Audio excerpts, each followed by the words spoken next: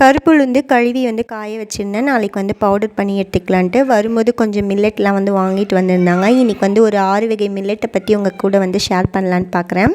நான் வச்சுருக்கிறதுலே வந்து கம்பு வந்து நல்லா பெருசாக இருக்கும். இது வந்து பார்த்த உடனே உங்களுக்கு வந்து தெரியும். அதை ஈஸியாக வந்து கண்டுபிடிச்சிடலாம். அதுக்கப்புறம் கருப்பு கவுனி அரிசி, இது கலரும் இதோட நீட்டும் வச்சுமே வந்து ஈஸியாக வந்து கண்டுபிடிச்சிடலாம். மீதி இருக்க வந்து திணை, குதிரைவாலி, வரகு, சாமை இருக்குது. இது 4ல் வந்து திணை வந்து நல்லா எல்லோ கலரில் பெருசாக இருக்கும். இது கலர் வச்சு நம்ம வந்து ஈஸியாக வந்து கண்டுபிடிக்கலாம். மீதி இருக்கிறது வரகு, குதிரைவாலி, சாமை.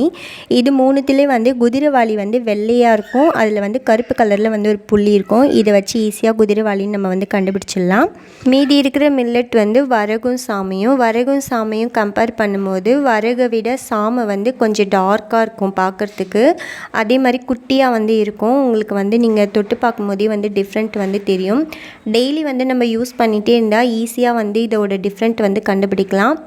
இப்படி தான் நான் வந்து ரொம்ப நாளாக வந்து மில்லட்ஸோட டிஃப்ரென்ஸ் வந்து கண்டுபிடிச்சி அதில் வந்து பேர் வந்து எழுதி வைக்கிறேன். கரெக்டாகவும் இருக்குது. உங்களுக்கு தெரிஞ்ச ஈஸியான மெத்தட் இருந்தால் கமெண்ட்டில் வந்து கண்டிப்பாக வந்து சொல்லுங்கள்.